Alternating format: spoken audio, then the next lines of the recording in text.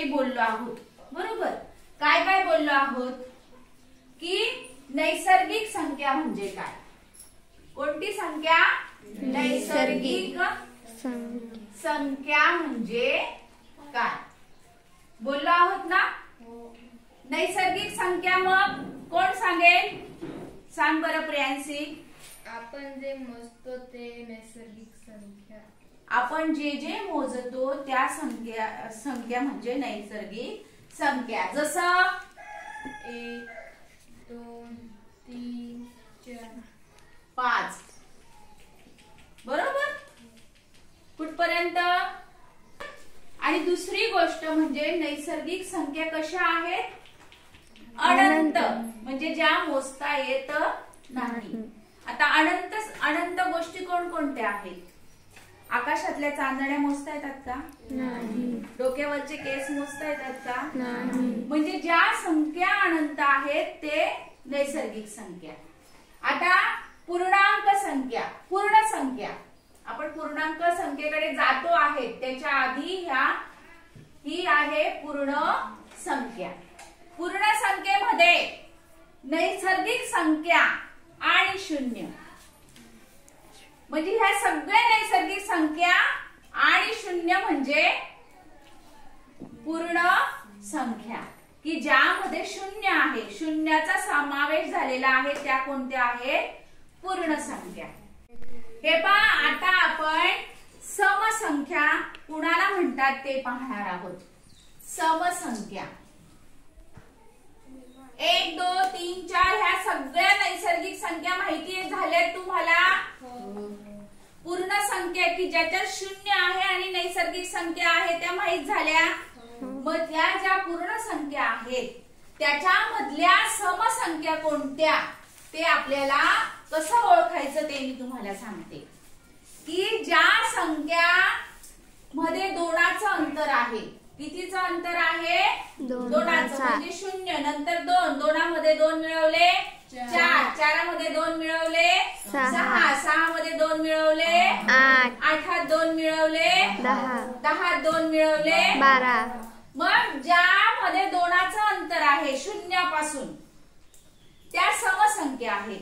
आणि समसंख्या ज्या आहेत, आता समसंख्या एवढ्याच नाहीयेत तर पुढे पुढे जेवढ्या आहेत की ज्याच्यामध्ये दोनाचं अंतर आहे त्या सगळ्या समसंख्या की ज्या समसंख्येला दोनाने पूर्ण भाग जातो.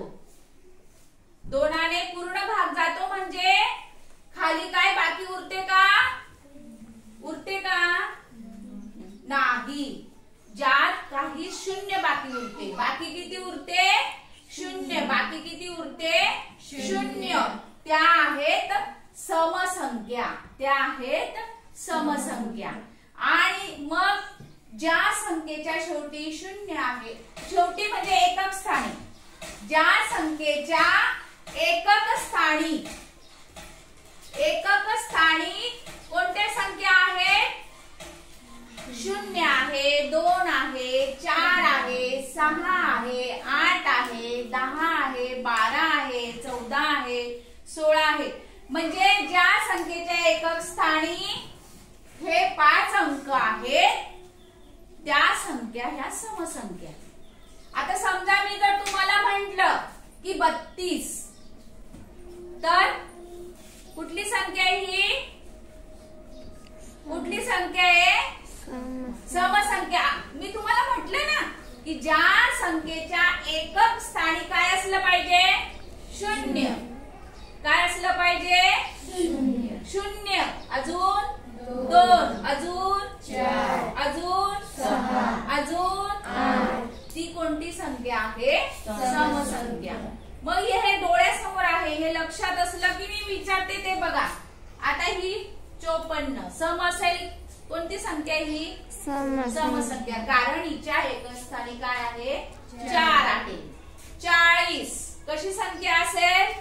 समसंख्या. कारण हिच्या एकक स्थानी 0 आहे. बरोबर. 68 ही समसंख्या. कारण तर या संख्येला तुम्ही 2ने भाग दिला तर बाकी काय उरेल? 0. आलं लक्षात? समसंख्या म्हणजे काय? समसंख्या म्हणजे 2 2चं अंतर आहे. संकेत आणि हे जे 5 अंक आहे 0 2 4 6 8 हे अंक ज्या संख्येच्या एकक स्थानी आहेत त्या आहेत समसंख्या. त्या आहेत समसंख्या. समसंख्येला 2 ने पूर्ण भाग जातो.